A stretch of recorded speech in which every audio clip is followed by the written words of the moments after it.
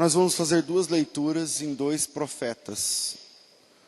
Um é o profeta Zacarias e outro é o profeta Ageu.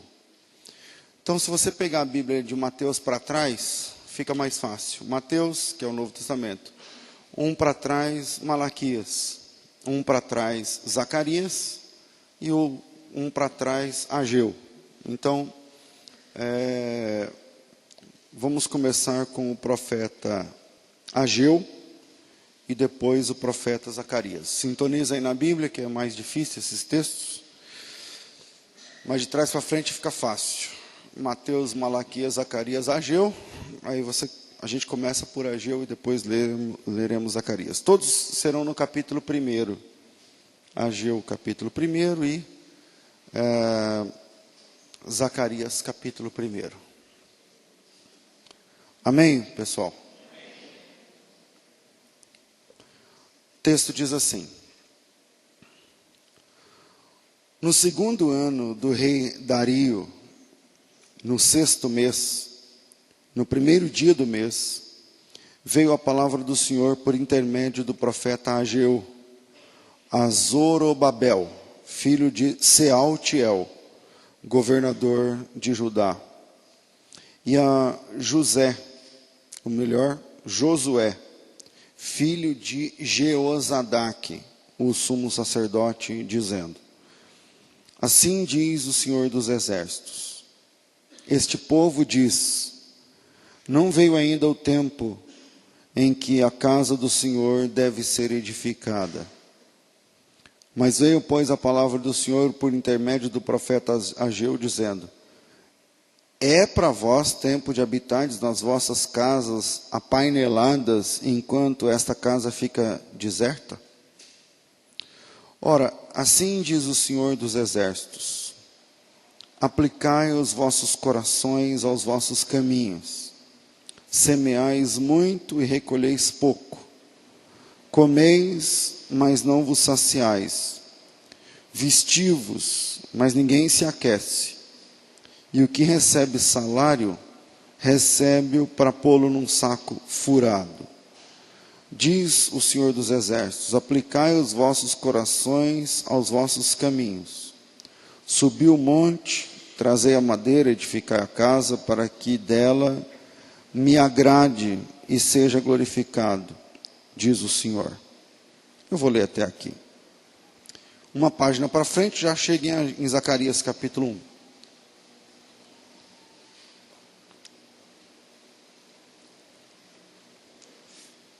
Depois você perceba o Zacarias 1:1 e o Ageu 1:1. E se liga nas datas, que vai valer a pena aí para a gente entender melhor. Diz assim o texto: no 8º mês do segundo ano do rei Dario, veio a palavra do Senhor ao profeta Zacarias, filho de Baraquias, filho de Ido.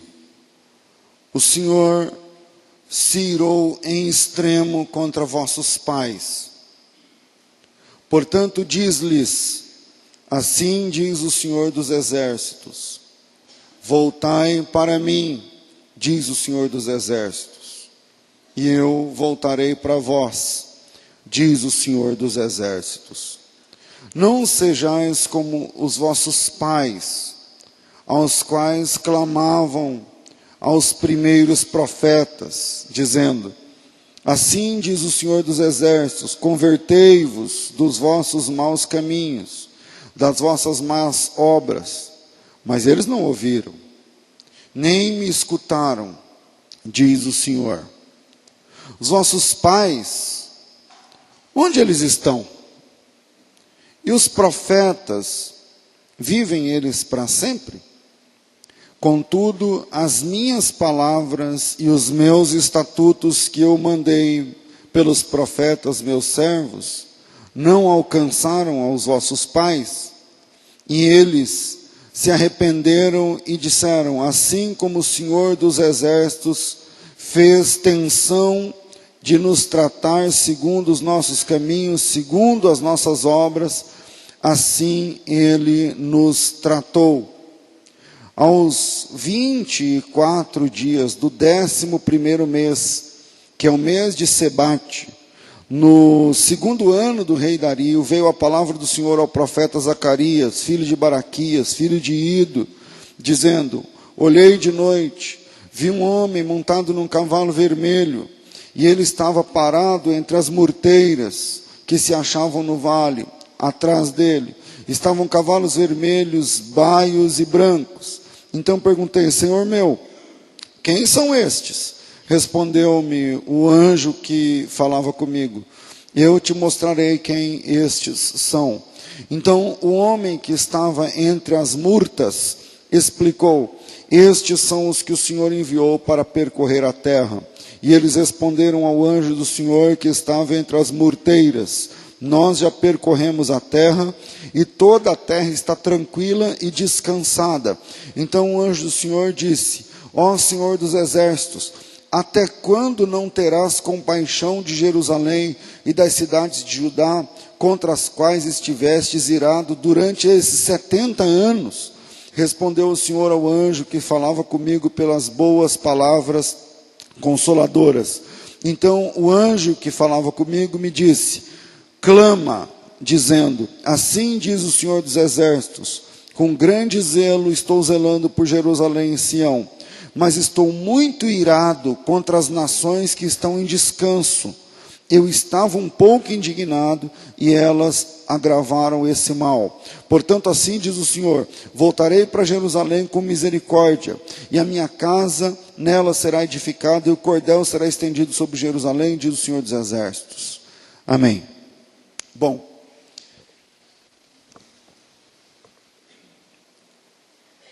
tanto Zacarias quanto Ageu são profetas que a gente vai chamar de profetas de pós-exílio.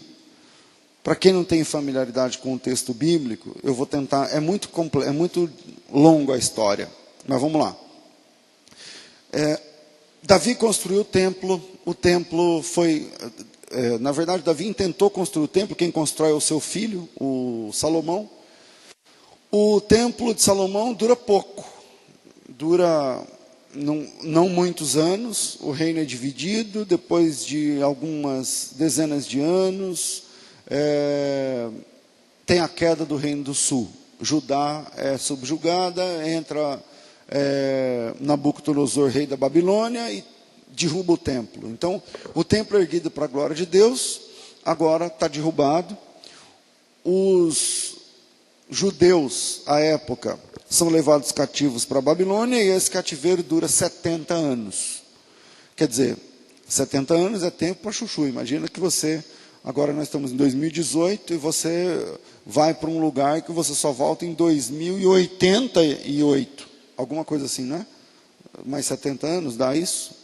Alguma coisa assim.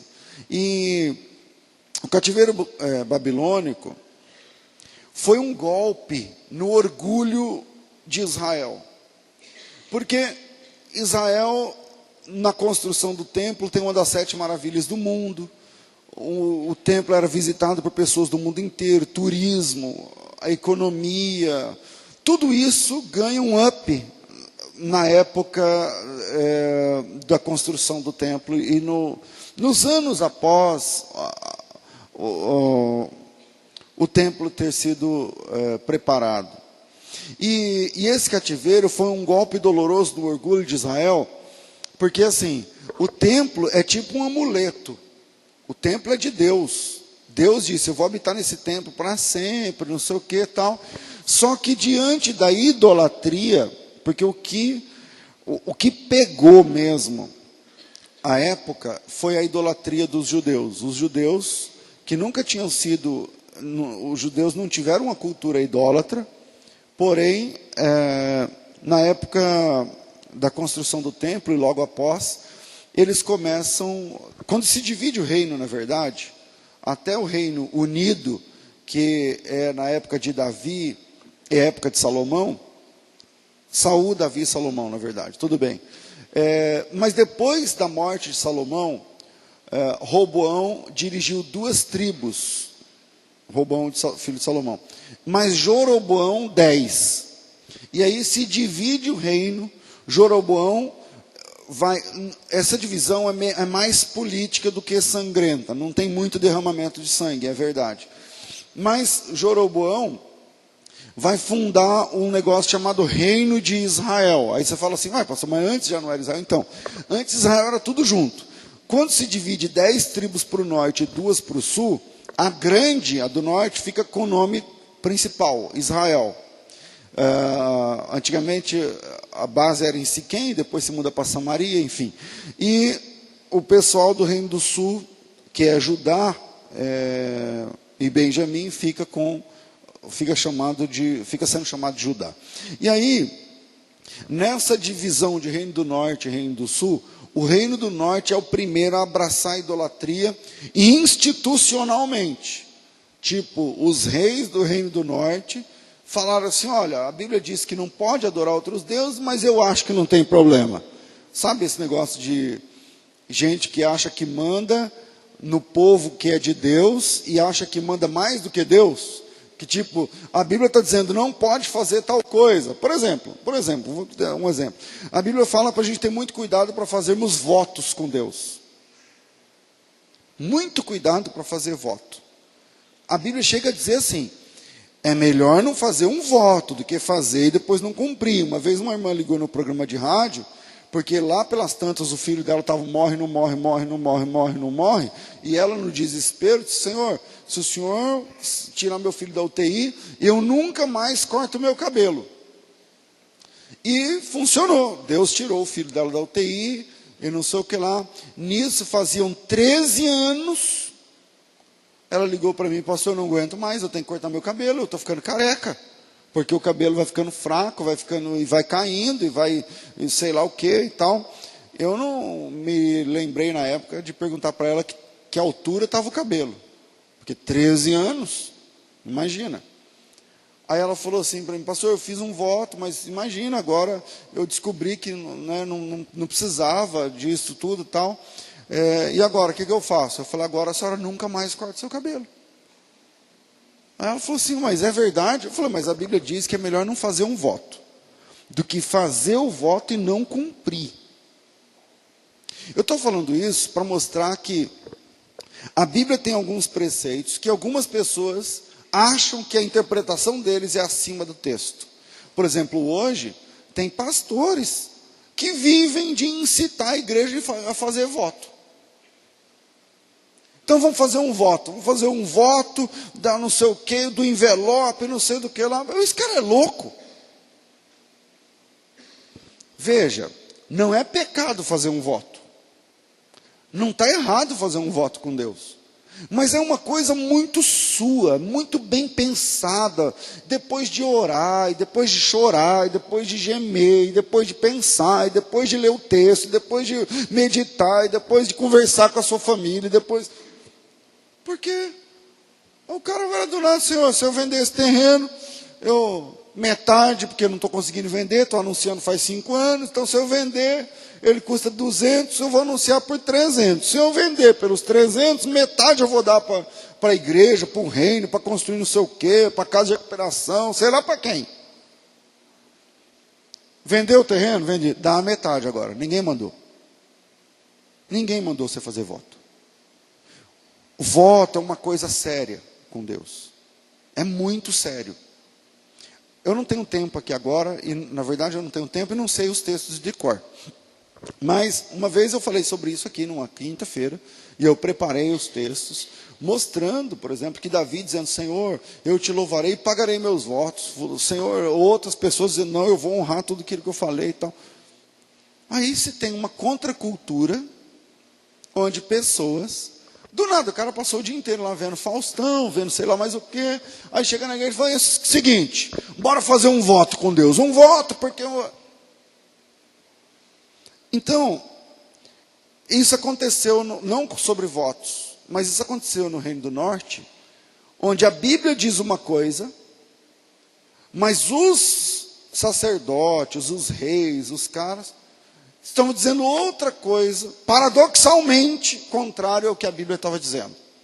Exatamente no sentido da idolatria. Na questão da idolatria, A Bíblia diz, não farás outros deuses, não sei o quê. E aí o Acabe fala, vamos fazer outros deuses. Vamos fazer outros deuses, esse aqui vai ser Baal, esse aqui vai ser Astarte, ou Astarote, depende da versão que você tem. E esse aqui, vamos colocar esses caras no templo de Deus, e vamos... Então o cativeiro foi a resposta de Deus, o castigo de Deus diante da idolatria judaica. Essa idolatria persistiu há alguns anos. Desde o comecinho das desobediências até o final, foram quase 400. Tá certo? Alguns anos. Porém, no ano 587 a.C., aconteceu o dia para Jerusalém, o dia de Jerusalém, o dia da invasão, onde eles perderam tudo. Perderam as posses, perderam as terras, perderam os bens, perderam a fé, porque o templo caiu, eles tiveram de reinventar. É aí que nascem sinagogas. Antes disso não existia sinagoga.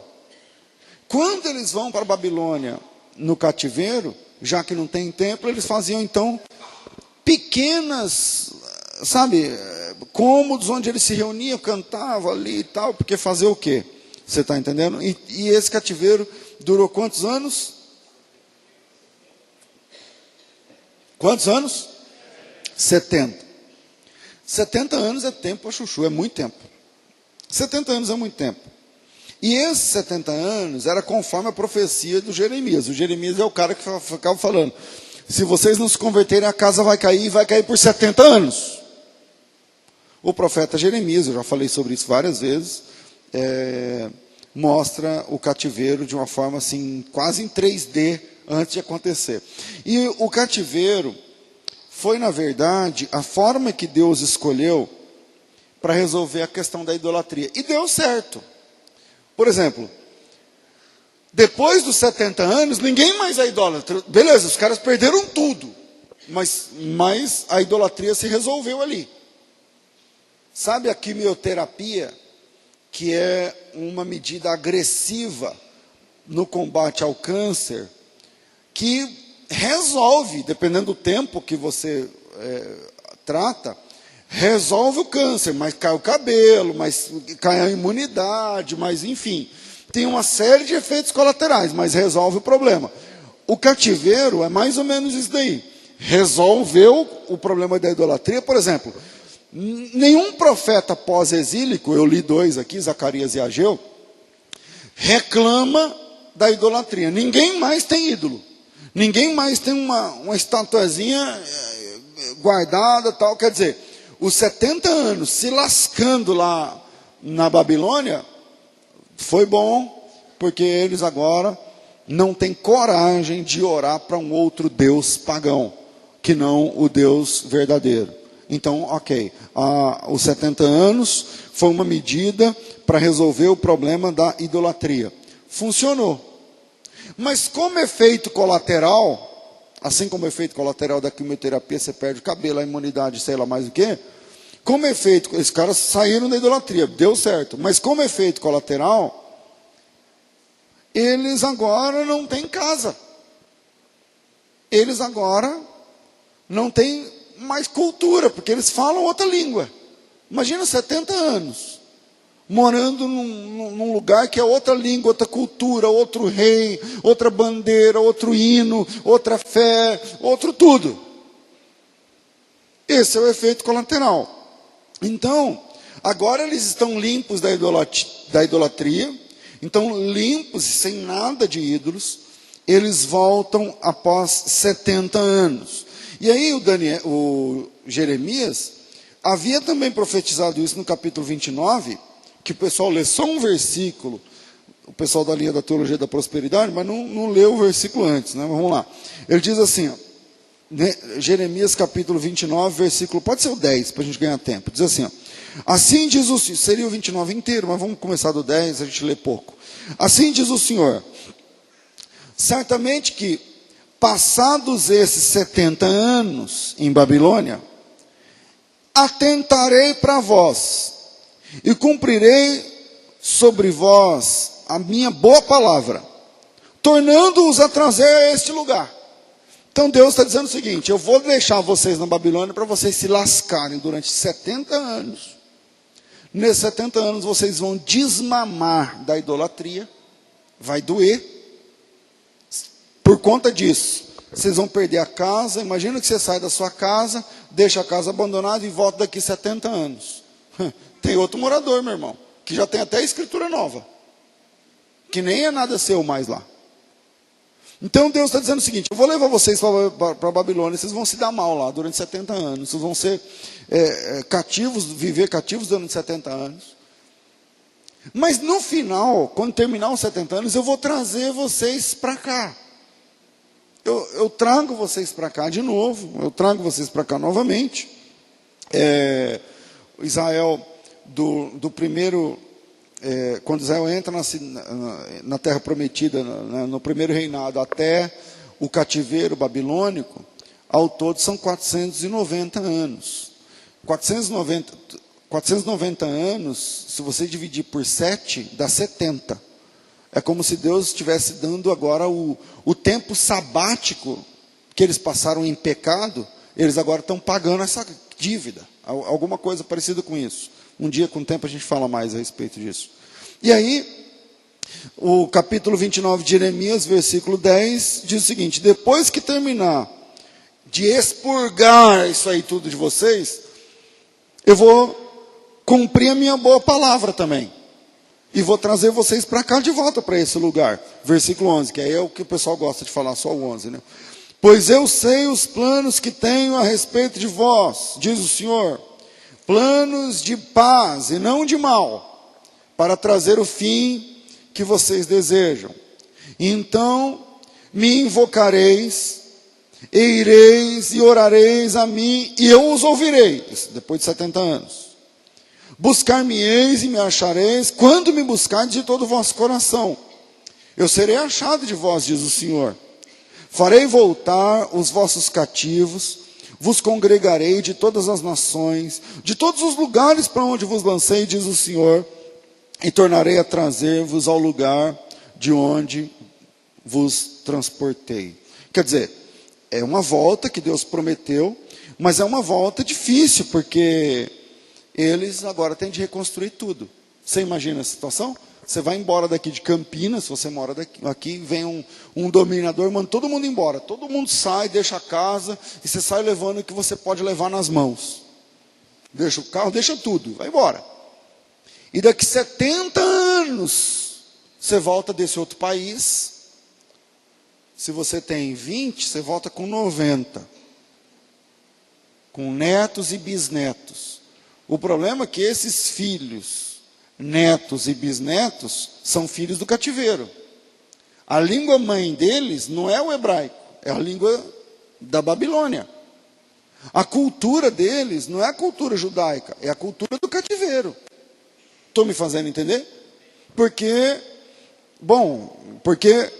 em 70 anos de cativeiro tem dois tipos de cativos. Tem os que saíram de Judá, de Jerusalém, e tem os que nasceram no cativeiro. A maioria é os que nasceram lá. Então, eles têm a tarefa nessa volta de reconstruir tudo. Reconstruir tudo. O país, as casas, a fé e tal. E Deus usa, eu vou falar 3 pessoas, são muitas pessoas, mas capitaneadas por 3. Que são Esdras, Neemias e Zorobabel. Esdras vai trabalhar com a reconstrução da fé. Ele é um sacerdote. Então ele vai trabalhar com a construção da fé, da fé judaica, a cultura judaica, tudo isso. Já Neemias se preocupa com a reconstrução do muro e as casas de Jerusalém. E Zorobabel, veja, olha o nome do cara, Zorobabel. Babel é de Babilônia. Esse cara, o nome dele já é babilônico. Quer dizer, esse cara é um dos filhos do cativeiro. Mas ele é um homem de Deus e tal, mas o nome dele é um nome pagão. Por que ele tem um nome pagão? Porque ele nasce no cativeiro. Então, Zorobabel, ele é o sumo sacerdote.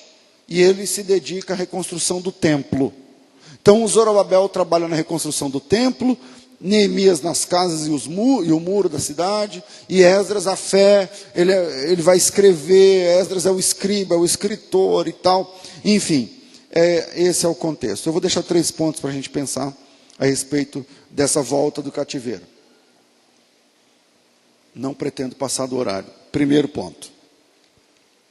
A saída do cativeiro é uma mudança de culturas. A saída do cativeiro é uma mudança de culturas. Como eu disse há pouco, em 70 anos no cativeiro, existem 2 tipos de cativos. O primeiro tipo é aquele que conhece as 2 culturas, a judaica e a babilônica, porque ele morou em Judá e foi expulso, foi levado cativo. Então ele conhece a era judaica e a era babilônica. Aliás, com 70 anos de cativeiro, porque tem outra curiosidade no meio, eles são levados sob o domínio da Babilônia, mas alguns anos depois, eu não lembro o ano, eles são levados em 587, mas em 552, mais ou menos, antes de Cristo, isso é uns 30 anos depois, a Babilônia cai diante da Pérsia. E agora eles trocam de dominador. Eles são um refúgio. Entende? Quando a Pérsia domina a Babilônia, os judeus que tinham sido levados cativos viram um espólio de guerra. Eles viram um tipo de sobra. E aí o novo imperador agora é persa. E também ele que manda agora também em Judá. E manda nos cativos. Estão me fazendo entender? Então, eles tiveram de lidar. Quem morava em Judá, que é a capital, e Jerusalém é a cidade, Jerusalém é a capital e Judá é o estado, como a gente entende aqui no Brasil, aí eles tinham de lidar com a cultura judaica, que é onde eles nasceram, depois com a cultura babilônica, ou caldeia, que é o dominador a partir de Nabucodonosor, e 30 anos depois com a cultura persa. Sabe, os persas, aqueles Xerxes, que também, ele tem outro nome, pode ser Xerxes ou Assuero, né? Esses caras aí e tal, é outra cultura já.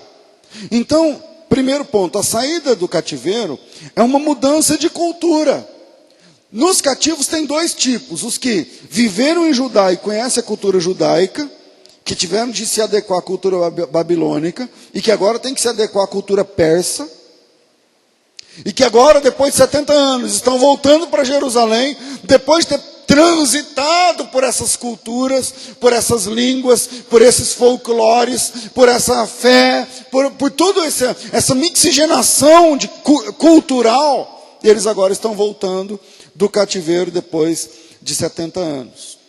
E eles vão se adequando. Quem é que manda em nós? Agora quem manda na gente são os babilônios. Então vamos cantar músicas babilônicas, falar a língua de Babilônia, vamos falar e tal. E agora? Não, agora são os persas. Ixi, então agora temos que aprender o jeito que os persas falam e pensam e agem e se vestem e conversam e estudam e tal. Porque o povo ali é cativo. Eles dançam conforme a música que está tocando. E o segundo tipo de cativo é o pessoal que nasceu no cativeiro. E esses nunca viram o templo. Sabe o templo de Salomão, que era aquela maravilha, não sei o que lá? O pessoal que nasceu na Babilônia nunca viu. Aliás, eles nunca foram em Judá. Eles conhecem a história de Abraão, Isaac, Jacó, Davi, esse pessoal, como histórias. Mas eles nasceram no cativeiro. Eles falam a língua do cativeiro como a língua materna. Imagina que você pega e se muda para a Alemanha, e lá você tem um filho, e esse filho vai falar alemão como primeira língua. Ah não, pastor, mas eu sou brasileiro, eu vou ensinar ele a falar o português do Brasil. Não sei, você pode ensinar, mas qualquer pessoa vai olhar para ele e vai saber que ele não é brasileiro. Porque o peso da cultura é muito grande. Então aqueles que já nasceram no cativeiro, eles falam a língua do cativeiro como língua mãe. Eles se vestem, se tatuam como quem está no cativeiro, como se aquela fosse a única realidade. Aliás, para eles é a única realidade. Eles pensam como quem está no cativeiro. Só não dá para saber qual situação dessas aqui é pior, né?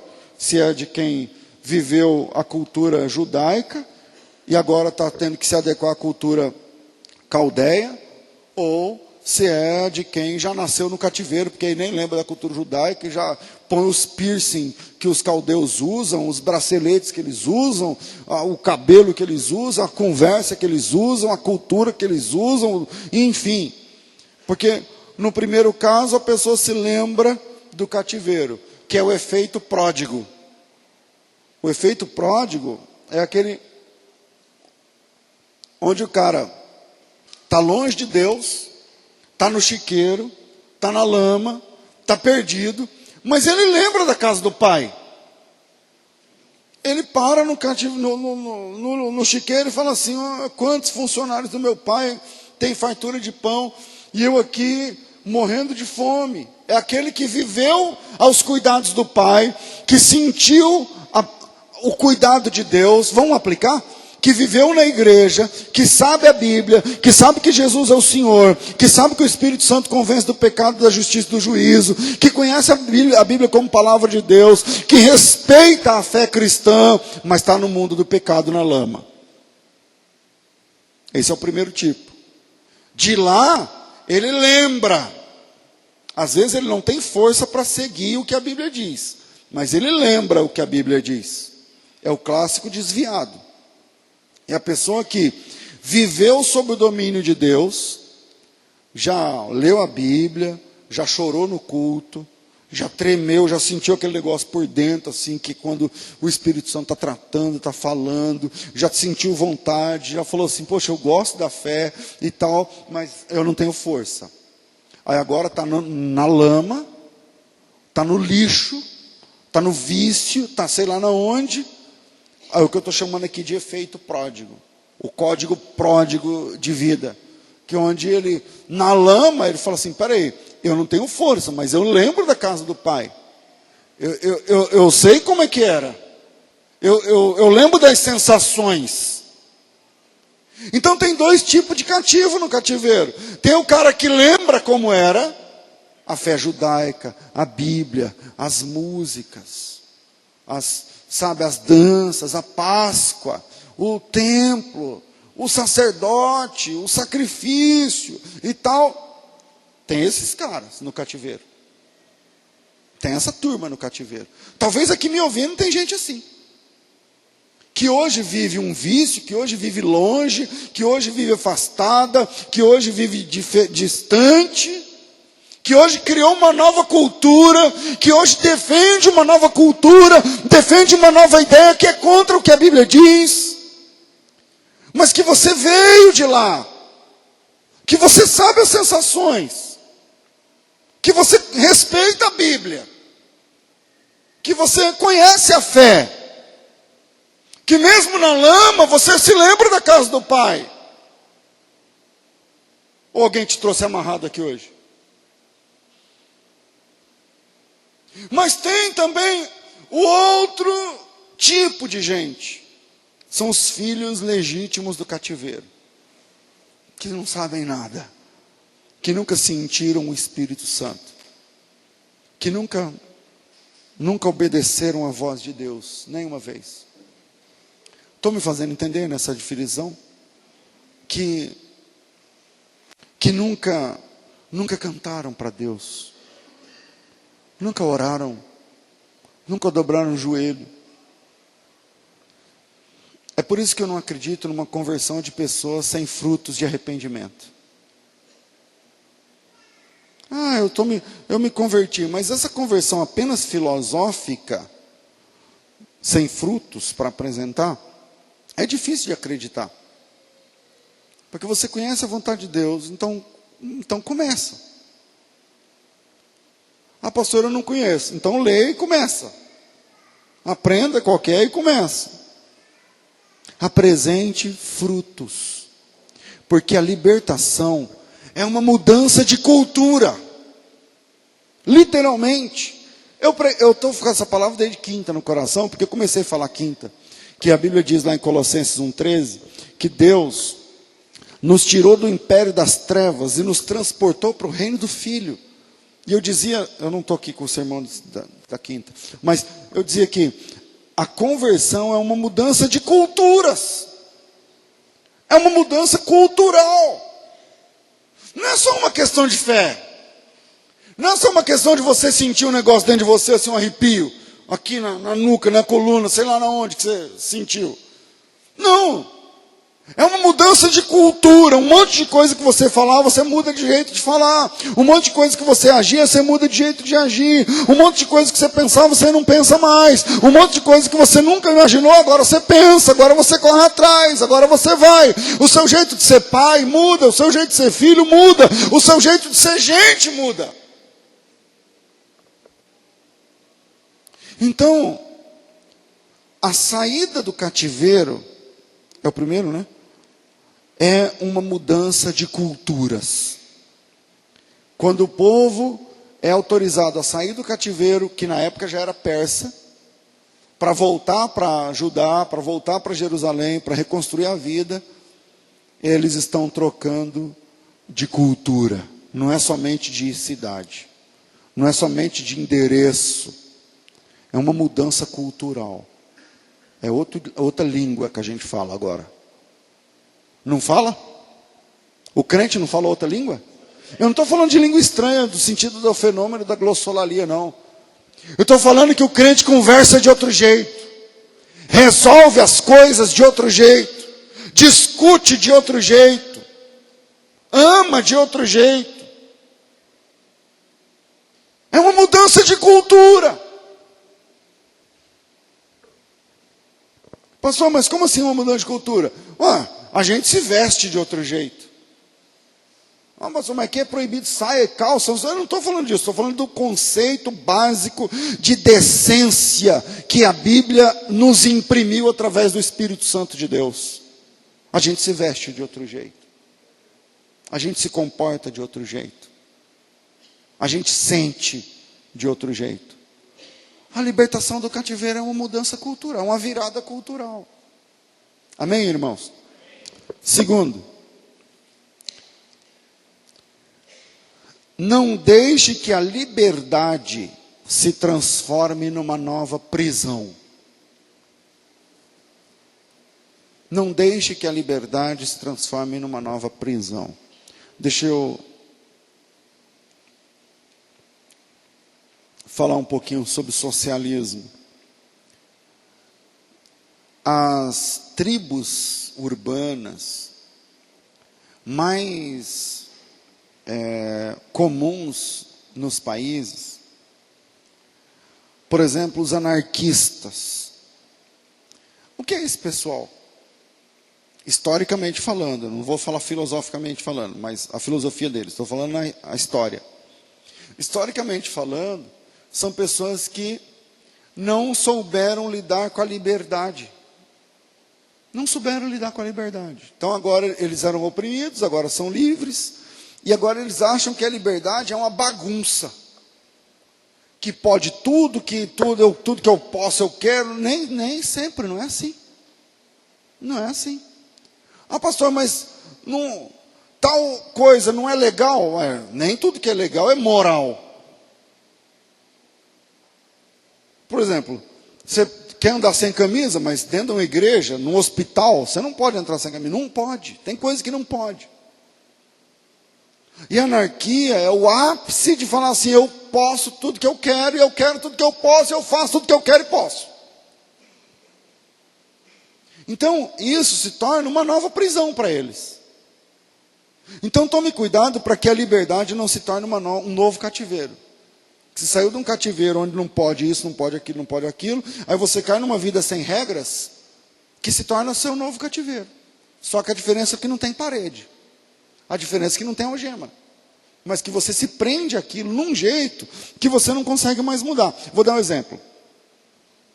Quando missionários saem do campo de trabalho, especialmente se eles passaram muitos anos, e especialmente se o campo for muito adverso, muito diferente do seu país de origem, eles têm de passar algum tempo na base missionária de onde saíram, para que eles possam amenizar a diferença do compasso cultural.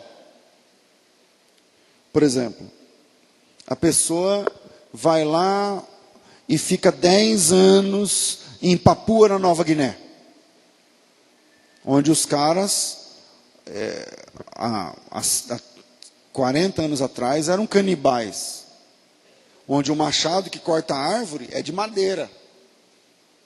Um machado é de madeira. Lê o livro Totem da Paz que você vai ver. Enfim, aí a pessoa vive lá, onde ninguém, segundo Dom Richardson, onde ninguém alcançava 35, 40 anos de idade. Ninguém tinha cabelo branco. Por quê? Porque eles morriam de doenças bobas, por falta de higiene, por falta de, enfim, que a penicilina, quando chegou lá através do Dom Richardson, fez com que o pessoal começasse a ter cabelo branco. Porque o pessoal agora tem 50 anos, agora vive 40, 45, 50 e morre. Mas antes, o pessoal morria com 30. Ninguém tinha cabelo branco. E aí você fica lá nessa tribo. Eu estou falando no relato do Dom Richardson, foi porque ele me falou. Quando eu cheguei, depois de 20 anos de trabalho, eu tive que passar um tempo dentro da base, porque senão eu ia enlouquecer. Porque você chega num lugar onde você abre o chuveiro e sai água quente, e você fica 15 minutos dentro do chuveiro, um missionário que acabou de sair da base, do campo missionário, ele fica louco, ele fala assim, por que você está fazendo isso? Porque lá não tem. A pessoa que come uma coxa de frango e joga metade fora, o missionário quase vai lá no lixo, pega e fala, não, agora você vai comer. Porque lá no campo não tem isso. Então, a gente tem que tomar cuidado, porque o cativeiro imprimiu em nós manias, jeitos, trejeitos, situações, tendências, características, que se você não cuidar, elas se tornam suas.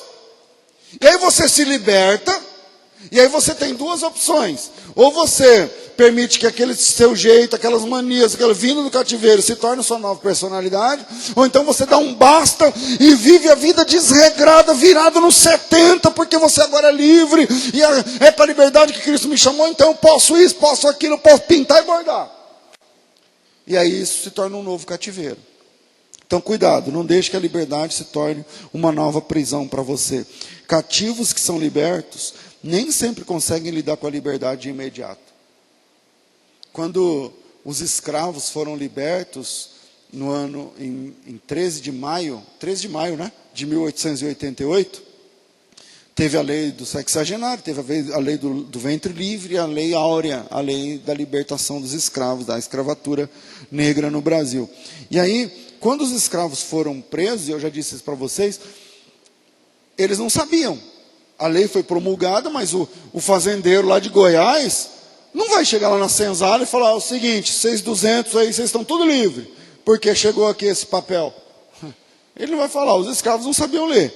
Então a maioria dos escravos morreram escravos 50, 30, 40 anos depois de libertos, mas eles não estavam livres porque eles não sabiam. Ninguém sabia. E ninguém falava para eles. E aqueles que sabiam foram libertos e depois voltaram lá na fazenda, vou bater na porta e falar assim para eles, escuta, eu vou viver onde? Eu sou liberto, mas eu vou comer o quê?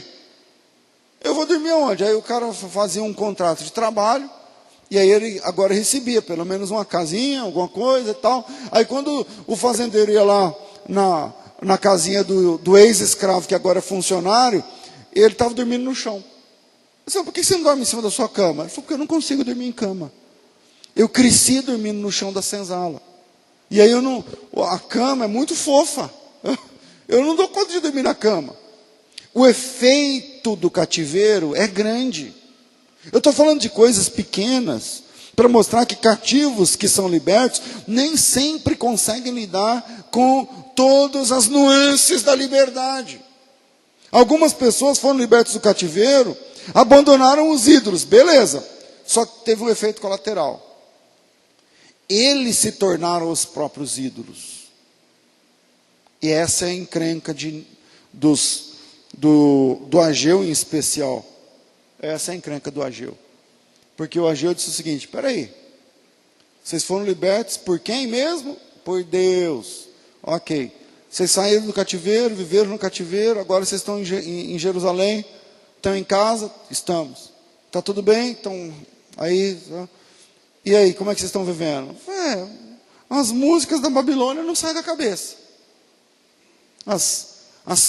O jeito babilônico de ser não sai.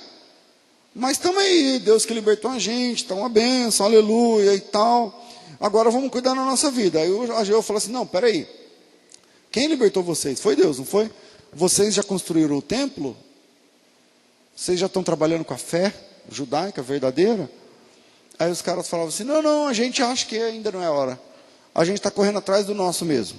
A gente está correndo atrás do nosso sustento, vou montar uma farmácia, o outro vai montar uma padaria, o outro vai montar um restaurante, o outro vai fazer não sei o quê, e o judeu gosta de negociar e tal. Então, algumas pessoas libertas por Deus, agora estão correndo só atrás do deles. E esse é o problema de Ageu. Depois disso, veja Ageu, capítulo 1, versículo de número 3. Veio a palavra do Senhor por intermédio do profeta Ageu, dizendo, é para vocês tempo de habitar nas casas enfeitadas de vocês, enquanto a casa de Deus fica deserta?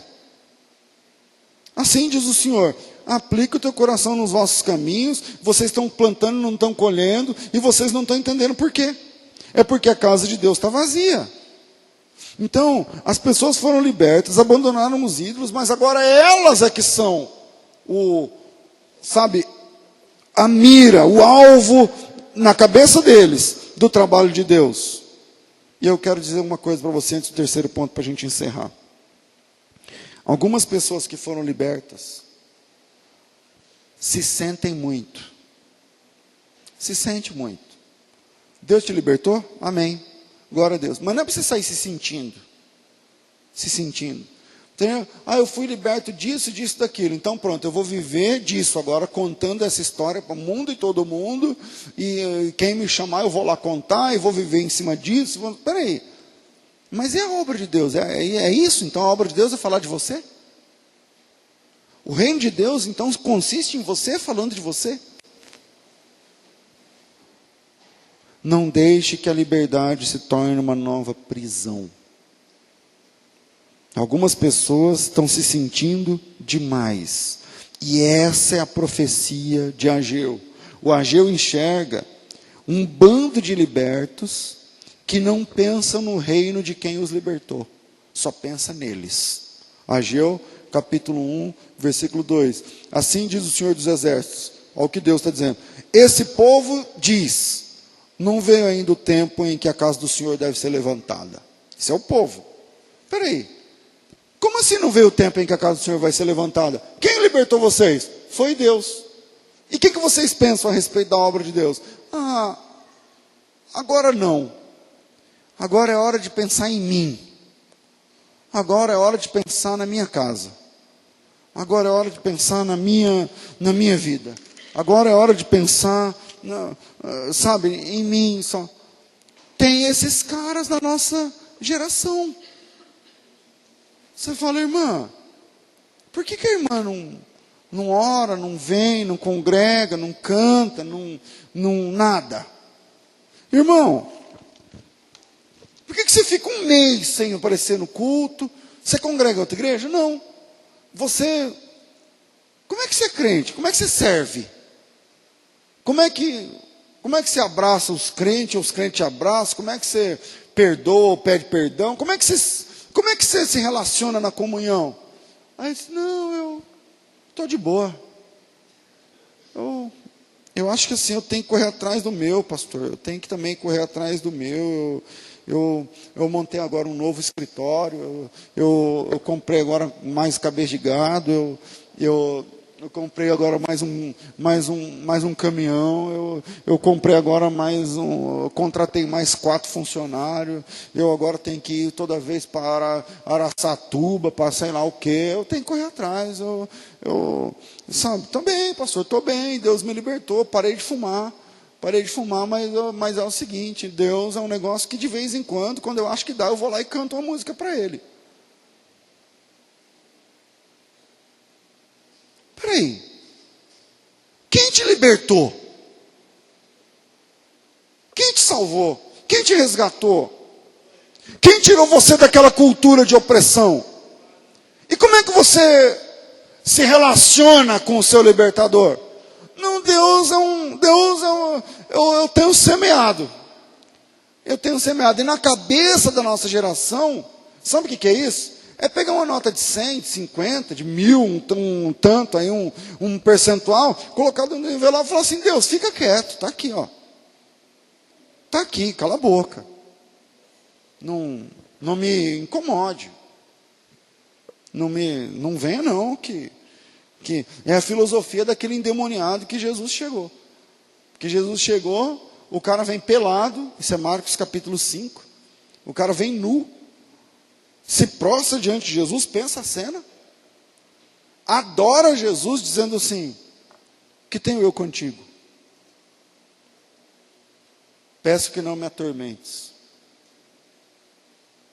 Aí sempre que eu leio isso, eu vejo esse texto, eu fico pensando, como assim? Que adoração da desgraça que é essa? O cara vem e adora com essa conversa?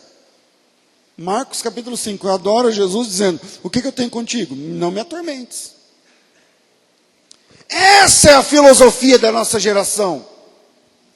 A filosofia da nossa geração, o cara abrir a carteira e falar assim, 20 tá bom. 20 tá bom. O pastor fala que a gente vai orar para a gente se decidir, mas 20 tá bom. E pega o envelope, coloca dentro e fala o seguinte, Senhor, para de encher o saco, é isso aí. Eu vou cuidar do meu, vou cuidar da minha vida. E quando o pastor chamar alguma coisa, eu não vou, eu não congrego, eu não ajudo, eu não oro, eu não peço oração, eu não canto, eu não me envolvo, eu não levanto, eu não aplaudo, eu não trago pessoa para o evangelho, não prego, não faço nada. Mas é o seguinte, eu dou vintão, tá bom, eu não dava nada. Eu dou 20. Pô, tá bom, não me atormentes. Não vem que... E tem gente que agora, exatamente agora, está pensando, o que eu vim fazer nesse culto? Com essa pregação aí que o pastor está falando. Então é para você mesmo, negão. É para você mesmo, cara. Se você está pensando essa, é para você. Você está entendendo? Então, vamos para o terceiro, senão não termina. Terceiro, semear no reino não é lançar semente e ir embora. Semear no reino não é lançar semente e ir embora. Porque essa é a cultura da nossa... Por causa de um monte de pastores irresponsáveis, você tem essa cultura seguinte, você tem que semear no reino. E o que é semear no reino? Dar oferta. E o que é dar oferta? Dar dinheiro. E o que é dar dinheiro? Põe dinheiro no envelope e ir embora. Não sei o que vai ser feito, tal, eu semeei. Espera aí, vem comigo. Faz de conta que essa igreja aqui é um campo. Aí a gente está cheio de mato, a gente vai lá e capina. Vai carpinando, tal, rastela, limpa. Beleza. Aí você pega um monte, pensa numa semente aí, de que vocês querem? Milho, beleza. Você pega um monte de semente de milho. Vem comigo, agora isso aqui está limpo. Ok? Vamos mais, vamos regar. A gente rega e tal. Aí cada um pega uma mãozada de milho. E a gente joga e vai embora. Quanto tempo vai demorar para nascer milho? Nunca vai nascer milho. Porque semear não é isso. Não é jogar uma semente num lugar sem o mínimo de responsabilidade e falar assim, pronto, é aquilo ali. Já fiz, hein? Minha parte está feita, hein, Deus? Beleza? Tchau, pessoal. Mês que vem, se der, eu venho. É essa a cara da nossa geração. Uma geração que não se envolve. Um povo que não se arrepende, que não confessa, que não ora, que não chora, que não pede perdão, que não se arrepende, que não se conserta, mas acha que a vida é lançar uma semente de vez em quando e ir embora.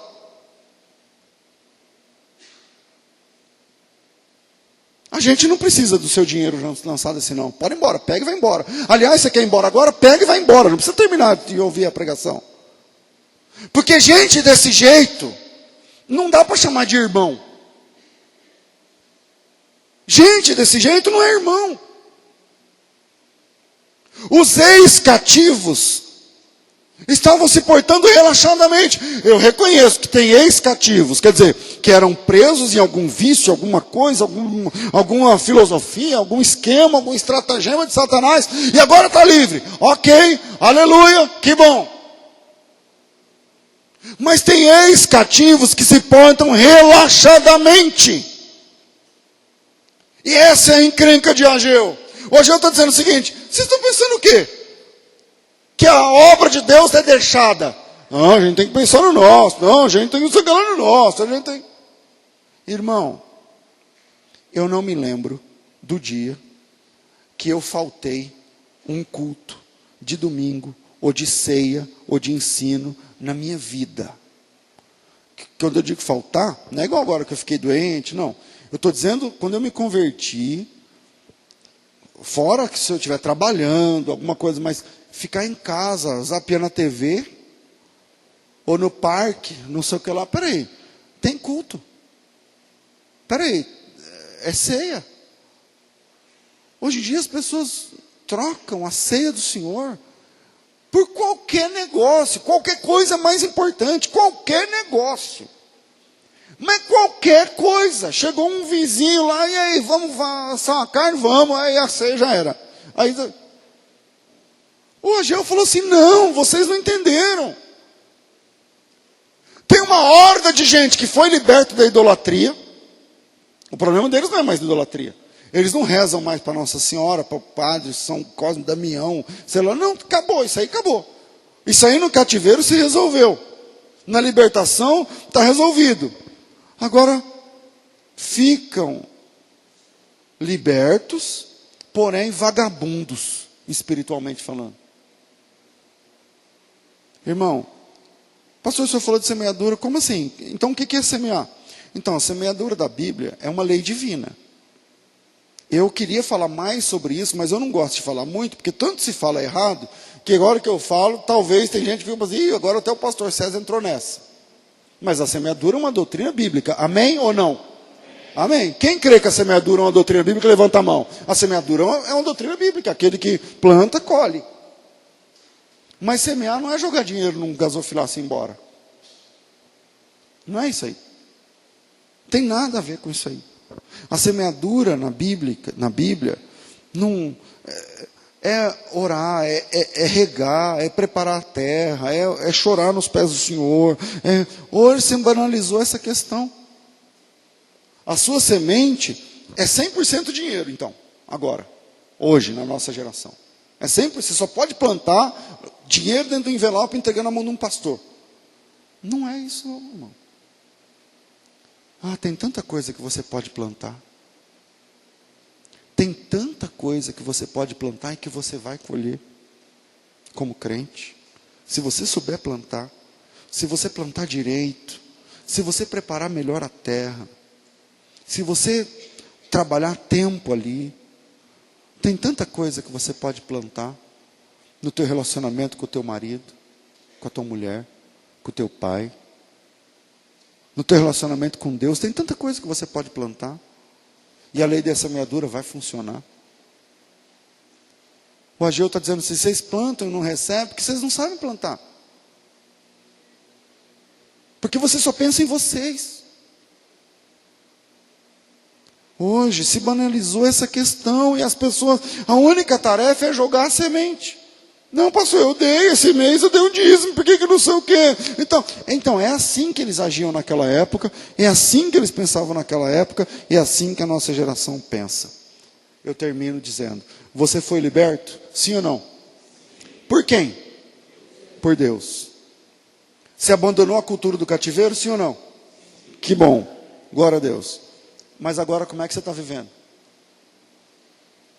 Agora, exatamente agora, como é que você está vivendo? Qual é a cultura que você está vivendo? Não deixe a sensação de liberdade transformar você em um vagabundo espiritual. Não deixe a sensação de liberdade transformar você numa relaxada, espiritualmente falando. Termino com a sensação, com a ideia, com o desejo de que você entendesse essa última parte. Pastor, que parte que eu tenho que entender? Que tem tanta coisa que você pode plantar. Tanta coisa que você pode plantar. E você vai colher. E você pode colher.